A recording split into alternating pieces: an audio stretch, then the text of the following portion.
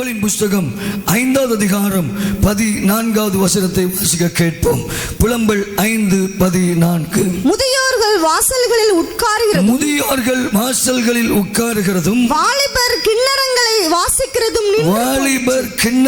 வாசிக்கிறதும் நின்று போயிற்று.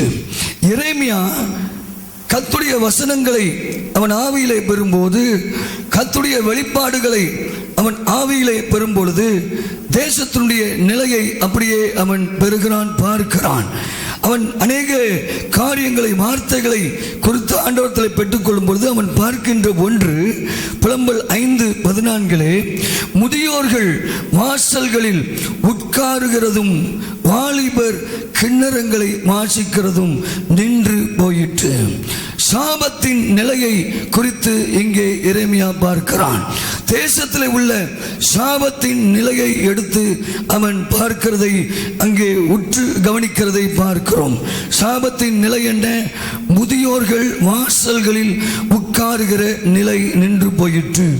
இரண்டாவது, வாலிபர் கிண்ணறங்களை வாசிக்கிறது நின்று போயிற்று. எனக்கு அருமையான தேவஜனமே, முதியோர்கள் வாசல்களிலே உட்காருகிறது என்று சொல்லும்போது முக்கியமான தீர்மானங்களை எடுப்பதற்கு அன்றைய நாட்களிலே பட்டணத்தின் வாசல்களிலே முதியோர்கள் உட்காருவார்கள். முதியோர்கள் தான் தீர்மானங்களை எடுக்க வேண்டும். பெரியவர்கள் தான் தீர்மானங்களை எடுக்க வேண்டும். பெரியவர்கள் தான், குடும்பத்திலே மூத்தவர்கள் தான் முன்னின்று தீர்மானங்களை எடுத்து காரியங்களை நடத்த வேண்டும். குடும்பத்திற்கானாலும் சரி, பிள்ளைகள் வாழ்க்கைக்கானாலும் சரி, தங்களுடைய வேலை தொழில்களுக்கு அடுத்த காரியமானாலும் சரி, அவர்கள் அங்கே முடிவு எடுப்பது, தீர்மானம் எடுப்பது அந்த முதியோர்கள் தான் செய்ய வேண்டும், மூத்தவர்கள் தான் செய்ய வேண்டும். ஆனால் அந்த காரியம் நின்று போயிட்டு, ஒரு காரியத்தை குறித்து ஆலோசித்து முடிவெடுத்து, ஒரு தீர்மானித்து முடிவெடுத்து அதற்கு ஒரு தீர்வை கொண்டு வருகிற காரியங்கள் நின்று போயிற்று என்பதை குறித்து இங்கே எரேமியா தீர்க்கதரிசி தன்னுடைய ஆவியிலே பார்க்கிறார். கர்த்தருடைய பரிசுத்த நாமத்திற்கு மகிமை உண்டாவதாக. எனக்கு அருமையான தேவஜனமே, கவனிங்கள். இன்றைக்கும் குடும்பங்களுடைய நிலைகள் அப்படித்தான் இருக்கிறது. குடும்பத்திலே கணவன்மார் நின்று பொறுப்பாக நின்று எடுக்க வேண்டிய தீர்மானங்களை எடுக்காததினாலே மனைவி அதை எடுப்பதற்கு தள்ளப்படுகிற ஒரு நிலை, சாபத்திற்குரிய ஒரு நிலையாக இன்றைக்கு தேசத்தில் இருக்கிறதை பார்க்க முடியும். அநேக ஆவிக்குரிய குடும்பங்களிலே இன்றைக்கும் நீங்கள் பாருங்கள், தேவன் புருஷனை மனைவிக்கு தலையாக கர்த்தர் வைத்திருக்கிறார்.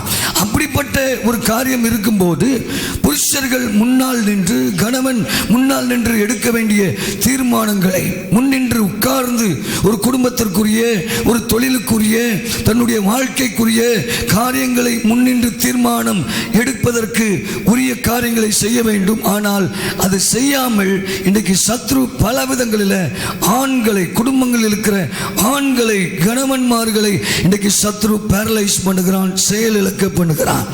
எவ்விஷயத்தில் என்று கவனியுங்கள், முதியோர்கள் வாசல்களில் உட்காருகிற ஒரு நிலையை, they have to sit and decide. எனக்கு அருமையான தேவஜனமே, ஒவ்வொரு இடங்களுக்கும் கூட்டங்களுக்கு நான் போகும்பொழுது பார்க்கிற காரியம் இதுதான். அங்கே வீட்டில் இருக்கிற ஆண் புருஷன் என்று சொல்லும் போது வேலை இல்லாமல் மனைவி மாத்திரம் வேலை பார்த்து கொண்டு புருஷன் மனைவியின் சம்பாத்தியத்திலே வாழ்கிற ஒரு நிலைக்குள் தள்ளப்பட்டிருக்கிறதை நான் பார்த்திருக்கிறேன். ஆந்திராவில் ஒரு இடத்திற்கு நான் சென்றபோது அந்த பகுதியை குறித்து அவர்கள் சொன்னார்கள், இந்த முழு பகுதியிலையும் ஒரு ஆண் கூட அவர்கள் வேலைக்கு செல்வதில்லை.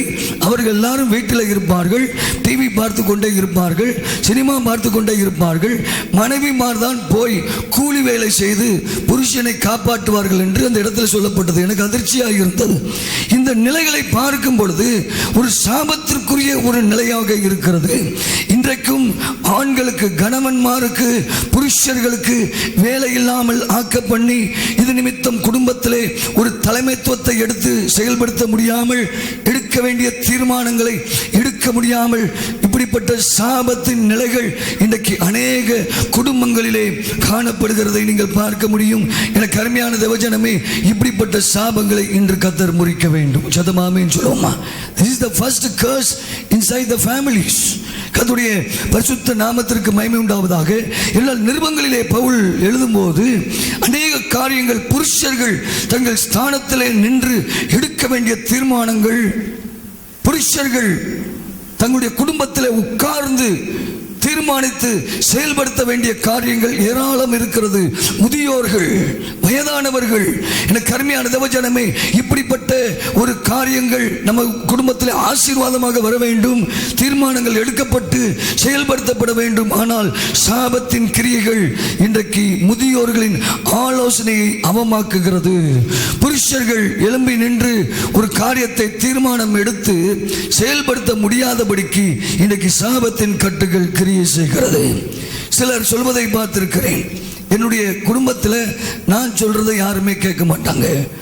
ஒரு சகோதரர் சொன்னார், என்னுடைய குடும்பத்தில் யாரும் என் பேச்சை கேட்க மாட்டாங்க. This is a curse. சூழ்நிலை குடும்பத்திலே மாறி இருக்கிற ஒரு நிலை. ஏனென்றால் அப்படிப்பட்ட ஒரு தலைமுறை சாபம், தேசங்களில் உள்ள தலைமுறை சாபங்கள் குடும்பத்திற்குள்ளே வந்து அப்படியே புருஷர்களை செயலற்று போக பண்ணுகிற ஒரு நிலை. புருஷர்கள் எல்லா காரியங்களிலும் முன்னின்று காரியங்களை செய்ய வேண்டும். சதமாமேன்னு சொல்லுங்க, சதமாமேன்னு சொல்லுங்க. இதனால்தான் குடும்பங்களுக்குள்ளே ஆகாபின் ஆவியும் ஏசபேலின் ஆவியும் கிரியை செய்யும் பொழுது எல்லா அந்த தலைமைத்துவ முறைகளும் மாற்றப்பட்டு விடுகிறதை நீங்கள் பார்க்க முடியும். என்ன தலைமைத்துவ முறைகள்? புருஷனுக்கு கீழ்ப்பட்டு மனைவி இருக்க வேண்டும், புருஷன் எல்லா காரியங்களிலும் முன்னின்று காரியங்களை செய்ய வேண்டும். ஆனால் இந்த ஒரு அலைன்மெண்ட், தெய்வீக முறைமை இன்றைக்கு குடும்பங்களிலே மாற்றப்பட்டு கிடக்கிறது. எனக்கு அருமையான தேவஜனமே, this curse has to be broken in the nation, in the families. கர்த்தருடைய நாமம் மகிமைப்படுவதாக. எனக்கு அருமையான தேவஜனமே, ஆனால் இந்த காலகட்டங்களில் நீங்கள் பார்க்கும்போது அன்றைக்கு எப்படி ஒரு ஆகாப் ஏசபேலுக்கு கட்டுப்பட்டு வாழ்ந்தானோ, அதே போல் இன்றைக்கு மனைவிக்கு கட்டுப்பட்டு புருஷர்கள் வாழ்கிற ஒரு சாபத்தின் நிலையை இன்றைக்கு தேசம் எங்கும் நாம் பார்க்க முடிகிறது. எனக்கு அருமையான தேவஜனமே, this is a cursed situation. கர்த்தருடைய நாமம் மகிமைப்படுவதாக.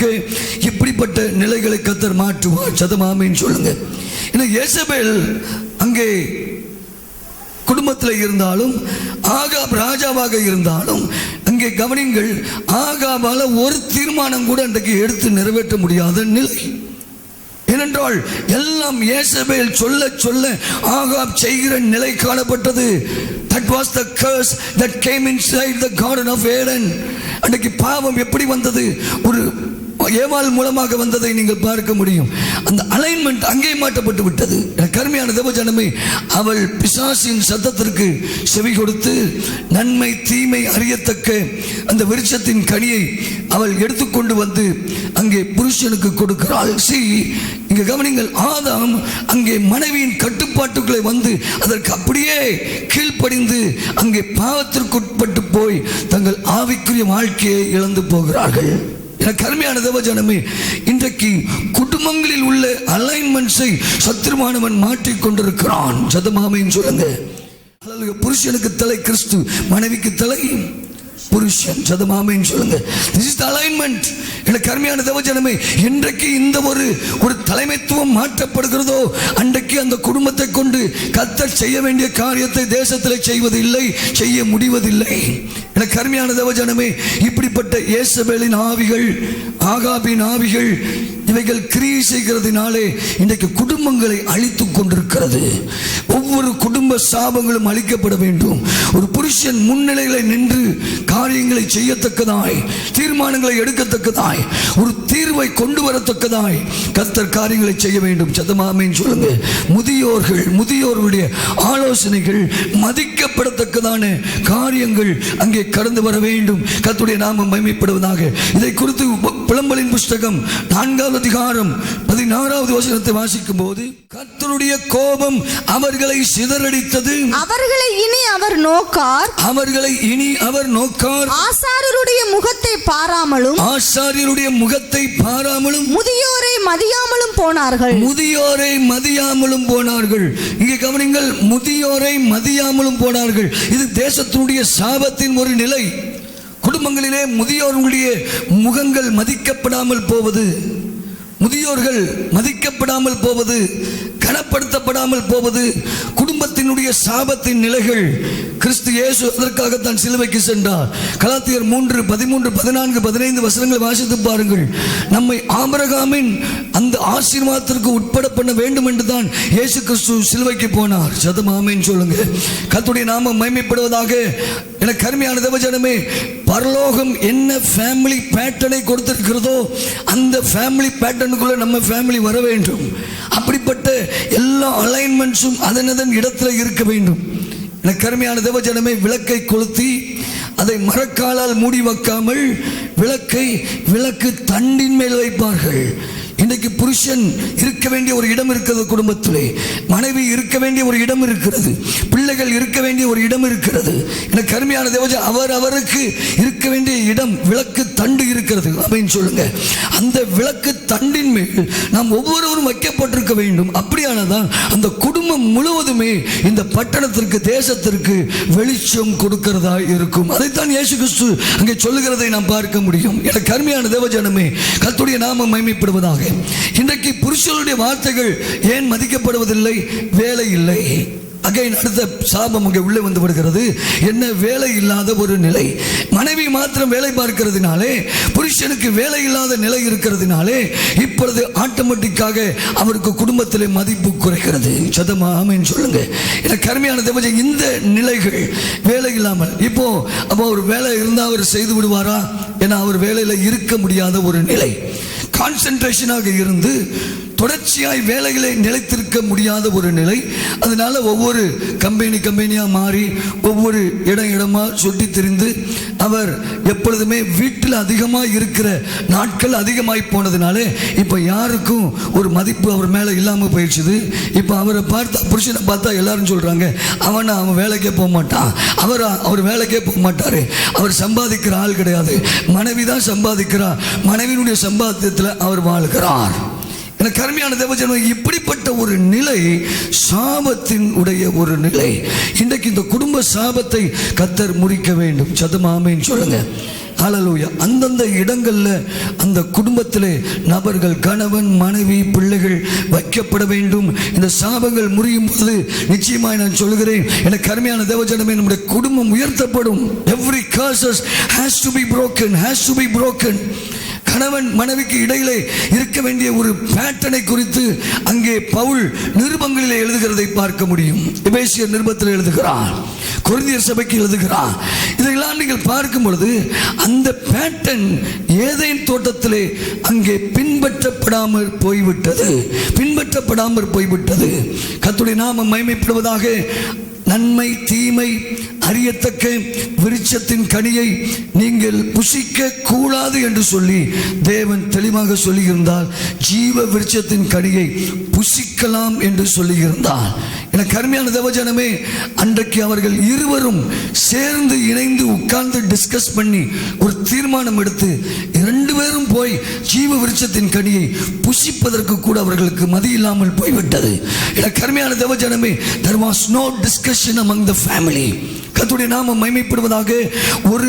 ஒருவருடைய காரியத்தை இன்னொருவருக்கு சொல்லாமல் மறைத்து விடுகிற ஒரு நிலை. நிச்சயமா நான் சொல்றேன், ஆதாமுக்கும் ஏவாளுக்கும் சரியான ரிலேஷன்ஷிப் இருந்திருக்க முடியாது. சத்தமாமேன்னு சொல்லுங்க. சரியான ரிலேஷன்ஷிப் இருந்ததுதான் ஏவாள் பாவத்தில் விழுவதற்கு வாய்ப்பே இருந்திருக்காரு. ஆதாம் தலைமைத்துவத்தில் இருந்திருப்பான்னா ஏவாளை அதட்டி கேட்டிருப்பான், என்னன்னு எங்கிருந்து படித்து கொண்டு வந்தாய்? ஆதாமுக்கு அன்றைக்கு வெளிப்பாட்டு அறிவு இல்லாமலா இருந்தது? எனக்கு அருமையான தேவஜனமே, மனைவியை நேசித்திருக்கலாம், ஏவாளை நேசித்திருக்கலாம். அவள் பழத்தை பறித்து கொண்டு வரும் பொழுது அவன் இந்த புருஷனின் தலைமைத்துவத்தை செயல்படுத்தி அந்த பொறுப்பை நிறைவேற்ற அவன் தவறி போனான். He failed in that. இது நிமித்தம் பாருங்கள், குடும்பத்திற்குள்ளே சாபம் பிரவேசித்து அங்கே சாபம் முழு உலகத்திற்குள்ளும் பிரவேசித்து போனதை பார்க்கிறோம். எனக்கு அருமையான தேவஜனமே, ஹல்லேலூயா. பிள்ளைகள் பெற்றோரை மதிக்க வேண்டும். ஹல்லேலூயா. புருஷன் மனைவியை நேசிக்க வேண்டும். அதே நேரத்தில் மனைவி புருஷனை மதிக்க வேண்டும், புருஷனுக்கு கீழ்ப்படிய வேண்டும். சதம் ஆமென் சொல்வீங்களா? இந்த கடைசி காலங்களில் அந்த கிறிஸ்துவின் ஆவிகளுடைய கிரியைகள் அதிகமாகிக் கொண்டே போகிறதுனாலே, அந்த கிறிஸ்துவின் ஆவிகளுடைய கிரியைகள் அதிகமாகிக் கொண்டே போகிறதுனாலே இந்த குடும்பத்தில் உள்ள இந்த நற்குணங்களை பிசாசு அழித்துக் கொண்டிருக்கிறான். குடும்ப குடும்பத்தில் உள்ள சமாதான உறவுகளிலே வருகின்ற சமாதானத்தை அளித்துக் கொண்டிருக்கிறான். உறவுகளிலே வருகிற மகிழ்ச்சி, உறவுகளிலே வருகிற இளைப்பாறுதல், இவைகளெல்லாம் அப்படியே இந்த ஆவிகள் அழித்து தின்று போட்டுக் கொண்டிருக்கிறது. கருமையான தேவ ஜனமே, இதைத்தான் எரேமியா தீர்க்கதரிசி அவன் பார்க்கிறான். கர்த்தருடைய நாமம் மகிமைப்படுவதாக. எனக்கு அருமையான தேவ ஜனமே, இந்த நிலைகள் மாறுவதற்கு நாம் ஜெபிக்க வேண்டும். சத்தம் ஒரு அல்லே சொல்லுவோமா? வலது கரத்தை உயர்த்தி அப்படியே இந்த காரியத்திற்காக ஜெபிப்போமா? ஹல்லேலூயா. குடும்பத்திலே ஹல்லேலூயா புருஷன் தலைமைத்துவத்தை எடுக்க வேண்டும். ஹல்லேலூயா. புருஷன் குடும்பத்திலே மதிக்கப்பட வேண்டும். ஹல்லேலூயா. இயேசுவின் நாமத்தில் எல்லாம் கலந்து ஆலோசித்து செய்யப்பட வேண்டும். குடும்பங்களில் இருக்கிற குடும்ப சாபங்களை கிறிஸ்துவின் இரத்தத்தை ஒட்டி இப்பொழுது முறிக்கிறேன். நல்ல அந்நிய பாஷையில் நிறைந்து கர்த்தரை மகிமைப்படுத்துவோமா? ஹல்லேலூயா. இயேசுவின் நாமத்தினாலே, இயேசுவின் இரத்தத்தினாலே குடும்பங்களிலே முதியோர் மதிக்கப்படாமல் இருக்கிற சாபங்களை முறிக்கிறோம். பெற்றோரை பிள்ளைகள் மதியாமல் இருக்கிற சாபங்களை கிறிஸ்துவ இயேசுவின் இரத்தத்தினாலே முறிக்கிறோம். மனைவி தன் புருஷனை மதியாமல் இருக்கிற சாபங்களை இயேசுவின் இரத்தத்தினாலே முறிக்கிறோம். இயேசுவின் இரத்தம் ஜெயம். புருஷன் தன் மனைவியை நேசிக்காமல் இருக்கிற மதியாமல் இருக்கிற எல்லா சாபங்களை முறிக்கிறோம். உறவுகளிலே இருக்கிற சாபங்கள், உறவுகளிலே இருக்கிற சாபங்கள் இரத்தத்தினாலே இப்பொழுது முறிக்கப்படுகிறதற்காய் ஸ்தோத்திரம். இரத்தத்தினாலே இப்பொழுது முறிக்கப்படுகிறதற்காய் ஸ்தோத்திரம். கரங்களை தட்டி அந்நிய பாஷையில் நிறைந்து கர்த்தரை மகிமைப்படுத்துவோமா? ஹல்லேலூயா, ஹல்லேலூயா, ஹல்லேலூயா. இயேசுவின் இரத்தம் ஜெயம். கர்த்தர் குடும்பங்களிலே அப்படிப்பட்ட ஒரு காரியத்தை வேதம் உரைக்கிறபடி, வேதத்தில் எழுதியிருக்கிறபடி குடும்பங்கள் அமைக்கப்படுவதாக. அப்படி அமைக்கப்பட்டால் தான் கணவனுக்கும் மனைவிக்கும் இடையிலே சுமூகமான ஒரு உறவு, பிள்ளைகளுக்கும் பெற்றோருக்கும் இடையிலே ஒரு சுமூகமான உறவு இருக்கும். கவனிங்கள், ஏன் ஒரு நல் உறவு தேவை?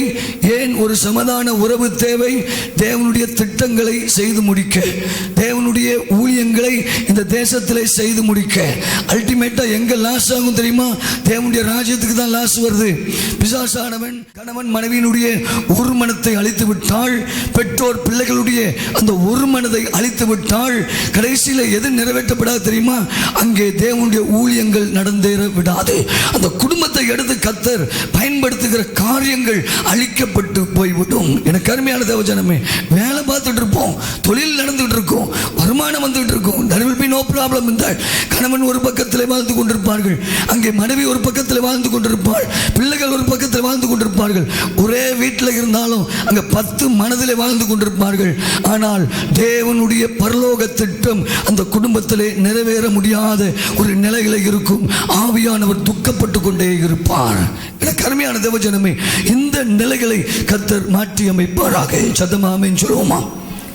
வாலிபர், அதே புலம்பலின் புஸ்தகம் 5வது அதிகாரம் 14வது வசனத்திலே, வாலிபர் கிண்ணறங்களை வாசிக்கிறது நின்று போயிற்று.